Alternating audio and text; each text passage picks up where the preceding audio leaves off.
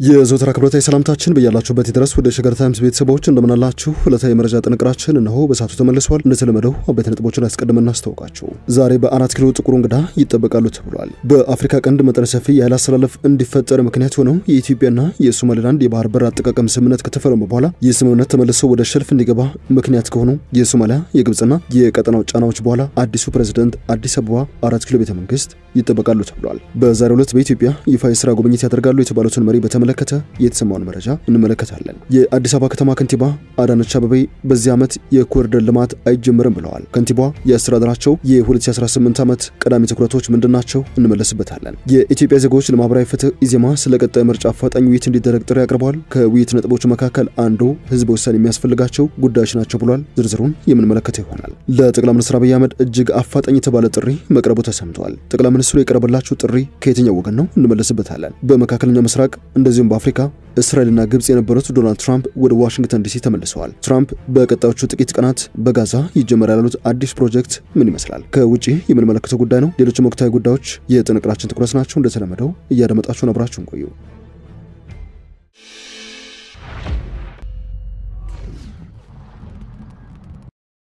ወደ ቀዳሚ ወዳችን እናምራ። ጠቅላይ ሚኒስትር አብይ አህመድ በዛሬው ዕለት አዲስ ሹመት ሰጥተዋል። የሚኒስትሮች ምክር ቤት የኢትዮጵያን የኒውክሌር ኃይል ኮሚሽን ማቋቋሚያ ደንብን አጽድቀዋል። ጠቅላይ ሚኒስትሩም አቶ ሳንዶካን ደበበን ኮሚሽን አድርገው ሾማቸዋል። የሚኒስትሮች ምክር ቤት በዛሬው ዕለት ጥቅምት 4 ቀን 2018 ባካሄደው 49ኛ መደበኛ ስብሰባ የኢትዮጵያ ኒውክሌር ኃይል ኮሚሽን ማቋቋሚያ ደንብን አጽድቀዋል። ይህንን ተከትሎ ጠቅላይ ሚኒስትር አብይ ከዛሬው ዕለት ጀምሮ አቶ ሳንዶካን ደበበ የኢትዮጵያ ኒውክሌር ኃይል ኮሚሽን ኮሚሽነር አድርገው መሾማቸውን የጠቅላይ ሚኒስትር ጽህፈት ቤት አስታውቋል። አዲሱ ደንብ የተዘጋጀው የሀገሪቱ የኒውክሌር ቴክኖሎጂን ለሰላማዊ መንገድ ከዓለም አቀፍ ማዕቀፎች ጋር በተጣጣመ መልኩ ለመምራትና ለማስተባበር ነው ተብሏል። ከዚህ ውጪ ኮሚሽኑ በኤሌክትሪክ ኃይል ተደራሽነት፣ በኢንዱስትሪ ልማት፣ በምግብ ዋስትና፣ በጤና አገልግሎት፣ በሳይንስና ምርምር ዘርፎች ላይ የሚደረጉ ጥረቶችን የመምራትና የማስተባበር ኃላፊነት ይኖረዋል። በመስከረም ወር ኢትዮጵያና ሩሲያ በኢትዮጵያ የኒውክሌር ኃይል ማመንጫ ፕሮጀክት ለመገንባት የሚያስችል ስምምነት መፈራረማቸው የሚታወስ ነው። ይህ ስምምነት ጠቅላይ ሚኒስትር አብይ አህመድ በሞስኮ ባደረጉት ጉብኝት ወቅት ከተወያዩበት ሰፊ የትብብር መስኮች መካከል አንዱ ነበር። ስምምነቱ መስከረም 15 2018 በሩሲያ አቶሚክ ኢነርጂ ኮርፖሬሽን ሮሳቶም ዋና ዳይሬክተር አሌክሲ ሊካቼቭና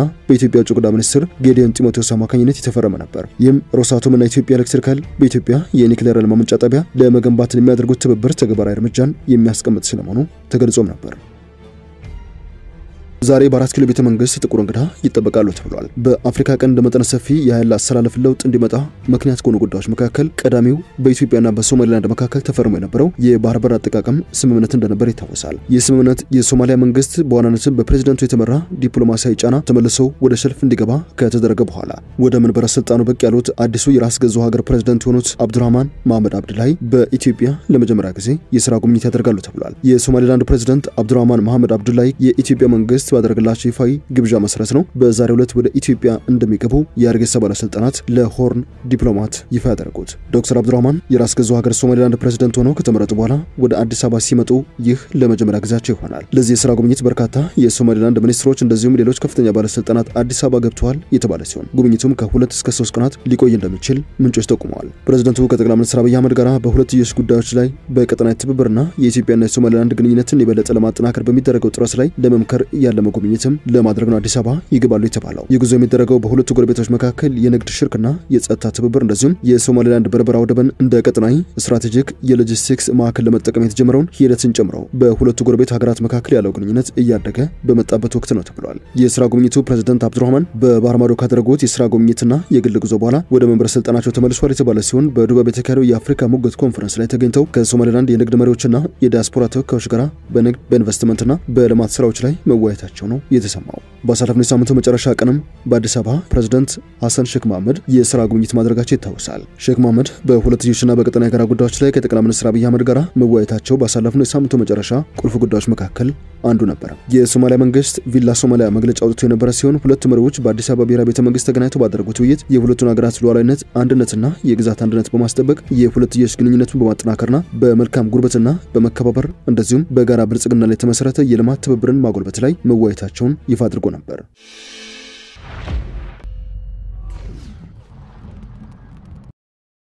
የሰዓቱ ዜናችን እንደቀጠለ ይገኛል። ወደ ሌላኛው ጉዳያችን አምራችሁ የአዲስ አበባ ከተማ ከንቲባ ወይዘሮ አዳነች አቤቤ በዚህ ዓመት ኮሪደር ብለን እንደ አዲስ የምንጀምረው አዲስ ፕሮጀክት አይኖረንም ሲሉ ይፋ አድርገዋል። በዘንድሮ ዓመት በአዲስ አበባ የሚጀምር አዲስ የኮሪደር ልማት ፕሮጀክት እንደማኖር ከንቲባዋ የተናገሩት ከሰሞኑ በተካሄደ የአዲስ አበባ ከተማ ምክር ቤት መደበኛ ጉባኤ ላይ በሰጡት ማብራሪያ ነው። አስተዳደራቸው በ2018 ዓ.ም የሚያተኩረው በቤት ግንባታና በውሃ አቅርቦት ላይ ስለመሆኑም ከንቲባዋ ይፋ አድርገዋል። በየካቲት 2016 ዓ.ም በአዲስ አበባ የተጀመረው የኮሪደር ልማት የመጀመሪያው ዙር ተጠናቆ ሁለተኛው ምዕራፍ በግንባታ ላይ ይገኛል። በዚህ የኮሪደር ልማት የሚሰራው ከተማዋን የማደስና የማዘመን ስራ እንደሆነ ወይዘሮ አዳነች ሲናገሩ ተደምጠዋል። ልማቱ የእግረኛና የተሽከርካሪ መንገድ ማስፋት እንደዚሁም ማስዋብ፣ የሳይክል መንገድ ግንባታ፣ የስፖርት ማዘውተሪያዎች፣ የመኪና ማቆሚያ ስፍራዎች እንደዚሁም ለመዝናኛ አገልግሎት የሚውሉ ፓርኮች ግንባታ ላይ ያተኮረ ነው። ሆኖም በዚህ ረገድ የተሰሩ ስራዎችና የተገኙ ውጤቶች ከከተማዋ ስፋት አንጻር አነስተኛ መሆኑን ከንቲባዋ ለምክር ቤቱ አባላት ገልጸዋል። ምንም እንኳን ውጤቱ አነስተኛ ቢሆንም በዘንድሮ ዓመት የሚገነባ አዲስ የኮሪደር ልማት እንደማይኖር አዳነች አስታውቀዋል። የአስተዳደራቸው ዋና ትኩረት ለከተማ ነዋሪዎች መኖሪያ ቤት መገንባትና የውሃ አቅርቦት ላይ እንደሚሆንም አመላክተዋል።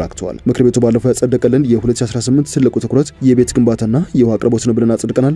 ዋናውና ትልቁ ትኩረትም የመኖሪያ ቤቶች ግንባታ ነው። በመቶ ሺዎችም ቤት መገንባት ጀምረናል ሲሉ አዳነች ተናግረዋል። ከንቲባው አክለውም በዚህ ዓመት ኮሪደር ብለን እንደ አዲስ የምንጀምረው አይኖረንም፣ ጥናት እናደርጋለን፣ ቤቶች እንገነባለን። በጥናታችን መሰረት ከህዝብ ጋር ቅድሚያ የምንሰጣቸው ያልናቸው ቦታዎች ላይ ውይይት እናደርጋለን፣ መግባባት የመፍጠር ስራዎችም እንሰራለን ሲሉ በዚህ ማብራሪያቸው ጠቁመዋል።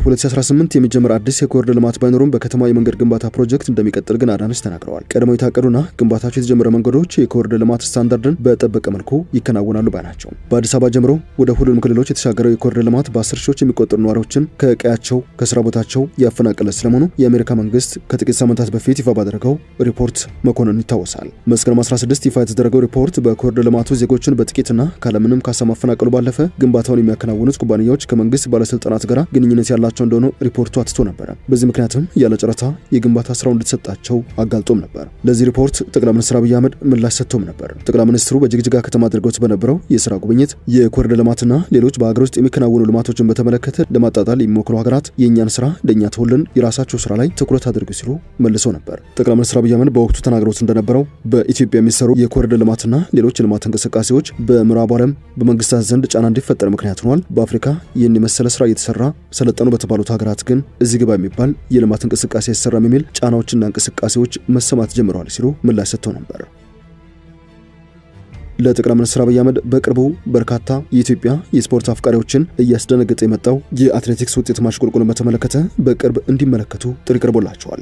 የረጅም ርቀት ሩጫ አሰልጣኝ የሆኑት ገመዳው ደደፋው የኢትዮጵያ ጠቅላይ ሚኒስትር አብይ አህመድ አትሌቲክሱን እንዲመለከቱ ነው ጥሪ ያቀረቡት። አሰልጣኙ ባቀረቡት ጥሪ ጠቅላይ ሚኒስትር አብይ አህመድ ወደ አትሌቲክሱ ትንሽ አንገታቸውን ያስገቡ ርቀውናል ሲሉ ነው የተደመጡት። አትሌቶች ራሳቸው ጠቅላይ ሚኒስትር አብይ አህመድ ርቀውናል አያውቁንም ይላሉ የሚሉት ገመዳው፣ ምክንያቱም ደግሞ የኬንያው መሪ ዊሊያም ሩቶ ሲሸኝና ሲቀበል ይመለከታሉ ያሉ ይህ ከኢትዮጵያ አንጻር ጥያቄ የሚያስነሳ ነው ብለውታል። አሰልጣኝ ገመዳው ደደፋው አክለውም አትሌቶች ብዙ ጥያቄ አላቸው ያሉ ሲሆን ጠቅላይ ሚኒስትር አብይ አህመድ ትንሽ ደቂቃ ቢሆን ቀርበው ያወያዩን ሲሉ ጥሪ ማቅረባቸውን ነው የሀገሬ ቴሌቪዥን ዘገባ የሚያሳየው። ሞራል ካልተሰጠ አትሌቲክሱ አይገኝም ያሉት ጠቅላይ ሚኒስትር አብይ ቀረብ ማለት አለባቸው፣ እርሳቸውንም የሚያስጠራ ትልቅ ነገር ነው እንደ አሰልጣኝ ገመዳው ደደፋው አስተያየት። አሰልጣኙ በቅርቡ በተካሄዱ ትልልቅ ውድድሮች ለኢትዮጵያ ሜዳሊያ ማስገኘት የቻሉ አትሌቶችን ማብቃት የቻሉ ሲሆን ከቀድሞው ፕሬዝዳንት ሳህለወርቅ ዘውዴ የ2 ሚሊዮን ብር ሽልማት አልቀበልም በማለታቸው በብዙዎች ዘንድ መነጋገሪያ የነበሩ አሰልጣኝ ናቸው።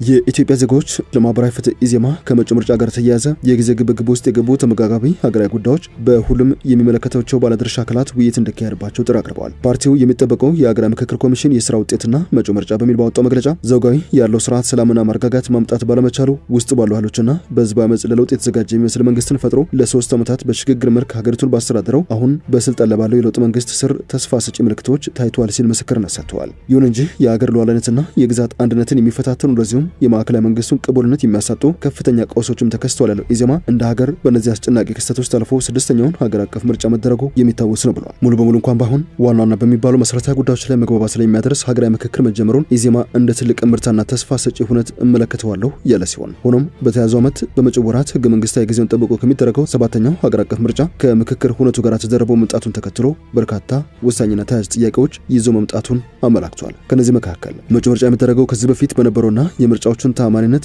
የህዝብ እውነተኛ ውክልና ጥያቄ ውስጥ የከተተው ስርዓት ነው ወይንስ ሀገራዊ ምክክሩ በስምምነት የሚቀይራቸውን ከፖለቲካና ከምርጫ ስርዓቱ ጋር የተያዙ ጉዳዮችን ባካተተ ሁኔታ በአዲስ መልክ ነው የሚካሄደው ሲል ጥያቄ አቅርበዋል። ምርጫው በአዲስ መልክ የሚካሄድ ከተባለ ሀገራዊ ምክክሩ በጊዜ ጨርሶና በዚያ ስምምነት ውስጥ የተካተቱ ጉዳዮችን ህጋዊ መሰረት ሰጥቶ ለምሳሌ በህዝብ ውሳኔ የሚወሰኑ ጉዳዮች ቢኖሩ በአዲስ መልክ ምርጫ ለማካሄድ ምርጫው በተቀመጠለት ጊዜ ማጠናቀቅ ይቻላል ሲልም ጠይቀዋል። ያለ በቂ ጊዜ አይደለም ተብሎ ከታሰበ ይህንን ብዙ ተስፋ የተጣለበትን ሀገራዊ ምክክር ውሳኔዎች ለቀጣይ 5 ዓመታት በዝምታ ሊታለፍ ነው ወይንስ ጊዜውን ለማሳጠር የሚወሰዱ ህጋዊ መንገዶች አሉም ሲል በይፋ ጠይቀዋል። በመሆኑም በሀገራዊ ምርጫው ለማሳካት ከሚፈልገው ዓላማ አኳያ እነዚህ የጊዜ ግብግብ ውስጥ የገቡ ተመጋጋቢ ሀገራዊ ጉዳዮች እንዴት ቢጓዙ የተሻለ ይሆናል፣ ይህን በማድረግ ሂደት ውስጥ የሚነሱ ፈተናዎች በምን አይነት መንገድ ሊፈቱ ይችላሉ በሚሉት ጉዳዮች ላይ ውይይት እንዲደረግም ነው ጥሪ ያቀረበው። ለዚህም መንግስት ሀገራዊ ምክክር ኮሚሽኑ፣ የብሔራዊ ምርጫ ቦርድ፣ የህግ ባለሙያዎች፣ የአደባባይ ምሁራንና ሌሎች ባለድርሻ አካላት እንደየሚናቸው መወያያ እንዲያደርጉት ፓርቲው ጥሪ ያቀርባል ብሏል። ኢዜማ ሀገራዊ ምርጫውንም ሆነ ሀገራዊ ምክክሩን በይድረስ አከናውነው ዓላማቸውን እንዳይሰቱ ለማድረግ ትኩረት ሊሰጥበት የሚገባ ጉዳይ እንደሆነ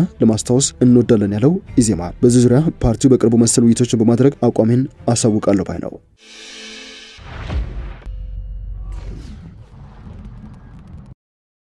ወደ መጨረሻው የዜናችን ክፍል እናምራ። የጠቅላይ ሚኒስትር አብይ ሰው በካይሮ የጣሊያኑ ጠቅላይ ሚኒስትር ካይሮ ምን ተስማሙ? የግብጽ ፕሬዝዳንት አብዱል ፈታህ አልሲሲ የጣሊያን ጠቅላይ ሚኒስትር ጆርጂያ ሜሎኒ በዓለም መሪዎች የሰላም ጉባኤ ላይ በተገኙበት ጊዜ የተለየ አቀባበል አድርገውላቸዋል ተብሏል። በዚህ ውይይት ፕሬዝዳንቱን ጨምሮ የግብጽ የውጭ ጉዳይ ሚኒስትር ባድር አብደላቲና የመረጃና ደህንነት አገልግሎት ዳይሬክተር ሜጀር ጀነራል ሐሰን ረሻድ ተገኝተዋል ተብሏል። የፕሬዝዳንት አልሲሲ ቃል አቀባይ አምባሳደር መሐመድ ኤልሸንዋይ ፕሬዝዳንት አልሲሲ በግብጽና በጣሊያን መካከል ያለውን የላቀ ግንኙነት አድንቀው የሁለትዮሽ ግንኙነታቸውን በተለያዩ መስኮች ማጠናከር አስፈላጊ ስለመሆኑ አሳስበዋል። ከዚህ ውጪ በኃይል፣ በግብርና፣ በግንባታ፣ በቱሪዝምና በሌሎች የጋራ ተጠቃሚነት ዘርፎች ላይ ትብብርን ከማሳደግ በተጨማሪ የፖለቲካ፣ የንግድና የኢኮኖሚ ዘርፎችን አጠናክረን ማስቀጠል አለብን ማለታቸውን የተናገሩት ሁለቱ መሪዎች በሀገራቸው ውስጥ የንግድ ማህበረሰቦችና የግል ሴክተሮችን ግንኙነት በማመቻቸት የንግድ ግንኙነት መፍጠር በሚቻልበት ሁኔታ ላይም ተወያይተዋል ተብሏል። የጣሊያኑ ጠቅላይ ሚኒስትር በሁለቱ ሀገራት መካከል በተለያዩ መስኮች እያደገ የመጣውን ትብብር በደስታ ተቀበለዋለሁ ያለ ሲሆን አሁን ያለውን የሁለትዮሽ ግንኙነት አዎንታዊ ግስጋሴ ማሳደግ እንደሚያስፈልግም አስገንዝበዋል። ፕሬዝዳንት አልሲሲና ጠቅላይ ሚኒስትር ጆርጂያ ሜሎኒ በውይይታቸው ለበርካታ ቀጠናዊ ጉዳዮችን አንስተው መወያየታቸውም ተሰምቷል። ከዚህ መካከል የታላቁ የኢትዮጵያ ህዳሴ ግድብ አንዱ ሊሆን እንደሚችል መረጃዎች አመላክተዋል። ከዚህ ባለፈ የጣሊያኑ ጠቅላይ ሚኒስትር በጋዛ ያለውን ጦርነት ለማስቆም የተደረሰውን ስምምነት በማመቻቸት ግብጽ ለተጫወተችው ወሳኝ ሚና አድናቆታቸውን ይፋ አድርገዋል። በቀጠናው መረጋጋት ለማስፈን ለሚደረጉ ጥረቶች ሁሉ ጣሊያን ሙሉ ድጋፍ ታደርጋለች ሲሉ ቃል ገብተዋል። የአልሲሲ መንግስት የጋዛውን ጦርነት ለማስቆም ያደረገውን ዲፕሎማሲያዊ የማመቻቸት ሚና ተከትሎ የጣሊያኑ ጠቅላይ ሚኒስትር ሀገራቸው በአውሮፓ ህብረት ማዕቀፍ ውስጥ ለግብጽ የምትሰጠውን ድጋፍ አጠናክራ እንደምትቀጥል በድጋሚ ቃል ገብተዋል ተብሏል። የአሜሪካው ፕሬዝዳንት ዶናልድ ትራምፕ አሁን በጋዛ መልሶ ግንባታ እንጀምራለን ሲሉ ይፋ አድርገዋል። ፕሬዝዳንት ትራምፕ በእስራኤል ምክር ቤት ንግግር ካደረጉ በኋላ ወደ ግብጽ ያቀኑ ሲሆን በግብጽ ሻርም ኤልሼክ ከ20 በላይ የሆኑ ሀገራት መሪዎች ተሰባስበው በቀጣዩ የጋዛ የሰላም እቅድ ላይ ተወያይተው ነበር። የአሜሪካው ፕሬዝዳንት ከእስራኤል ወደ ግብጽ ሲጓዙ የነበሩበትን የጦር አውሮፕላን ሲያጅቡ የነበረው የግብጽ F-16 ተዋጊ ጀቶችን ስላደረጉት የአየር ላይ ትርኢት እንደዚሁም የሚያስደንቅ የጥበቃ አገልግሎት ፕሬዝዳንት ትራምፕ አድናቆት ሰጥተውታል። በተቀናጀ መልኩ ትራምፕ ተሳፍረውበት የነበሩትን አውሮፕላን ወደ ሻርም ኤልሼክ የስብሰባ ለማድረስ በጀባ ሲንቀሳቀሱ የነበሩት የግብጽ F-16 ተዋጊ ጀቶች በፕሬዝዳንት ትራምፕ ብቻ ሳይሆን በተለያዩ ዓለም አቀፍ መገናኛ ብዙሃን ተንቀሳቃሽ ምስሉ ተቆርጦ በአድናቆት ሲዘገብለት ሆኗል። ትራምፕ በዚህ ቆይታቸው ለመካከለኛው ምስራቅ ታሪካዊ ቀን ነው፣ አዲሱ ቀን መጥቶልናል፣ አሁን ጊዜው መልሶ የመገንባት ነው ብለዋል። ግብጽ፣ ካታር፣ ቱርክና አሜሪካ የተኩስ አቁም ስምምነቱን በፈረሙበት ወቅት ንግግር ያደረጉት ትራምፕ የሰላም እቅዱ ሁለተኛ ክፍል ተጀምሯል ባይ ናቸው። የግብጽ ፕሬዝዳንት አብዱል ፈታህ አልሲሲ በሀገራቸው ትልቁ የሆነውን ኦርደር ኦፍ ዘ ናይል ሽልማት ለትራምፕ የሰጡ ሲሆን አልሲሲ አስከፊ ጊዜ ያከተመበት ታሪካዊ እርምጃ ነው ሲሉ የተኩስ አቁም ስምምነቱን ገልጸውታል። ወደ ሸገር ታይምስ ቤተሰቦች የሰዓቱ ዜናችን አበቃ። ስላደመጣችሁን አመሰግነን። በያላችሁበት ሰናይ ጊዜ